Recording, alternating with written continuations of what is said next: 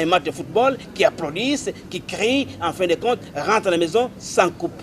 Et quel est votre avis ou réaction par rapport à l'endroit d'autres leaders politiques ou présidents de partis politiques qui incitent la jeunesse de leur parti, bien entendu, à commettre des actes de vandalisme et consorts? Écoutez, moi je ne suis pas là pour parler de notre parti politique. Les gens parlent des hommes quand ils n'ont pas des idées à eux-mêmes. Mais il y a quand même une commentaire par rapport à ce qui Je ne suis pas là d'être lecteur des autres. Ce que je pense ici. Ouais. Tout homme qui incite un jeune à la violence, c'est un criminel. Point très. Tout homme qui ignore la jeunesse quand il parle, c'est un traître, c'est un criminel. Donc on ne doit pas avoir des gens qui ont l'esprit des moutons. Ils piétinent les poussins et ils regardent comme s'il n'y a rien. Quand la jeunesse crie, il faut écouter la jeunesse. Cette jeunesse à nous ici est en train de, excusez-moi, elle est dans les besoins. C'est une jeunesse qui est désœuvrée. Et quand vous trouvez un seul Européen ou Chinois qui est en train de préparer une route, combien d'enfants congolais qui entourent cet homme-là les regarder? Alors, quel futur pour la jeunesse que nous avons ici? C'est dont nous demandons aussi pour la jeunesse celle-ci. C'est très clair. La première chose, nous devons obligatoirement asseoir un système éducatif qui répond aux besoins d'un pays qui va à l'émergence. C'est-à-dire l'école primaire, l'école secondaire, l'université, les 3 niveaux de formation, on doit les avoir dans le sens d'avoir un peuple qui demain va se retrouver. Parce que j'ai dit au début et je répète que la jeunesse est ce que le carbone est à la chimie organique. Sans elle, il n'y a pas la vie. Donc la vie d'un pays dépend de sa jeunesse. Je ne pense pas qu'un homme qui aime son enfant va l'envoyer d'aller jeter des pierres, d'aller casser des choses, d'aller confronter la police. Ça, je ne pense pas. Et moi, je le dis aux étudiants, écoutez, si vous allez défendre vos droits par d'autres moyens que des verbes et des idées, eh bien, moi, je vous vois à l'université, où là, moi, je dirige, je vous renvoie. Parce qu'il n'y a pas de place pour la violence. C'est la non-violence qui fait l'homme mûr. L'homme qui est violent, c'est l'homme qui n'a pas à dire. La violence, n'importe quel idiot peut l'avoir, mais c'est l'intelligence qui demande la modération. C'est là où les gens ont des problèmes. Donc, je demande aux gens d'être sages.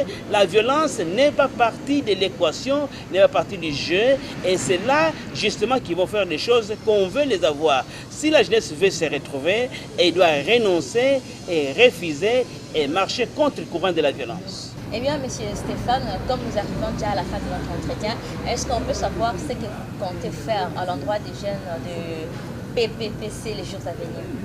Merci Sandra, c'est une bonne question. Quand moi je parle de la jeunesse, Sandra, merci beaucoup pour la question, je ne pense pas que je ne vois que les jeunes du PPPC. Je vois le peuple congolais et je vois la jeunesse congolaise tout entière. Je ne me suis pas intéressé sur le parti politique. Là, je pense qu'ils ont un dénominateur commun qui sont les problèmes qui sont réels. D'ailleurs, moi, je pense que la démocratie que je vois, c'est la cause commune. Hein? C'est ça que moi, je pousse. Donc, je suis en train d'organiser maintenant un programme pour les nationaux avisés. Je veux que les gens soient avisés. Comment on est avisé? De comprendre. Nous allons dans un pays vers l'émergence. Il faut une bonne éducation, il faut la santé, il faut la sécurité, il faut la paix, il faut le développement et que le développement voit que nos vies doivent changer. Donc moi, je ne parle pas seulement à la jeunesse de mon parti politique, mais quand je parle de jeunesse, je parle à tous les jeunes qui se retrouvent dans ces messages-là. Et dans un très bref délai, on va mettre un programme pour la jeunesse qui va se retrouver. Et là, j'invite les membres, les jeunes gens qui ont les mêmes problèmes, qui ont les mêmes problèmes de venir. Et les programmes de l'organisation, parce que ça qui manque dans la jeunesse, c'est l'organisation des nationaux, de n'importe quel parti. Eh bien, pour avoir un Congo des hommes avisés, qui savent ce qu'ils veulent. Imaginez-vous l'insulte que ça dit. Quand quelqu'un vient faire la guerre ici au nom des Congolais, et puis quand on l'attrape pour aller à la haie, il dit moi je suis rwandais. Quand un pays qui va dire moi je vais marcher au Congo, ce sont des insultes ça, c'est inacceptable. Donc le Congo doit retrouver sa belle robe qui dit que nous sommes là et nous comptons sur la jeunesse. Nous demandons aux jeunes gens de comprendre que les études c'est un devoir. Faites-les bien et faites-les correctement. Eh bien, la paix, c'est une obligation. Cherchez la paix à tous les moyens. Et la participation, c'est une obligation. Participer, à voir que les gens avec qui je participe, non pas seulement que moi je vais être là-bas comme la décoration de l'orgueil des noms, mais non, je ne suis pas attaché à un homme, je suis attaché à des idées. Et nous sommes en train de lancer une idée maintenant de voir si nous pouvons parler à la jeunesse sans aller dans le cadre d'un parti politique, mais d'aller dans le cadre d'une organisation des idées, voir si les gens peuvent embrasser les idées, parce que ce sont les idées, je disais, qui fondent une nation et les idées qui soudent un peuple, et les peuples congolais ont besoin d'être soudés. On est trop polarisés, il faut mettre fin à cette polarisation parce qu'on ne dirige jamais par les extrêmes.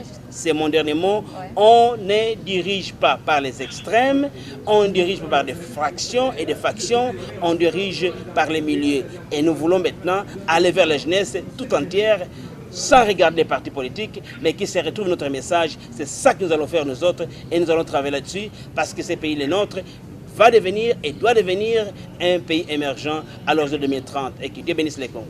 Eh bien, fidèles téléspectateurs, j'espère que vous avez suivi avec attention ce qu'a été notre entretien avec l'invité du jour.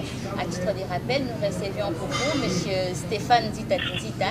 Il est président national du Parti du Peuple pour les Progrès du Congo, PPPC en sigle. Et avec lui, nous avons parlé, bien entendu, de la place de la jeunesse au sein d'un parti politique. René, j'ai rendez-vous avec nous le prochain numéro pour les comptes de l'émission qui est dit. À très bientôt.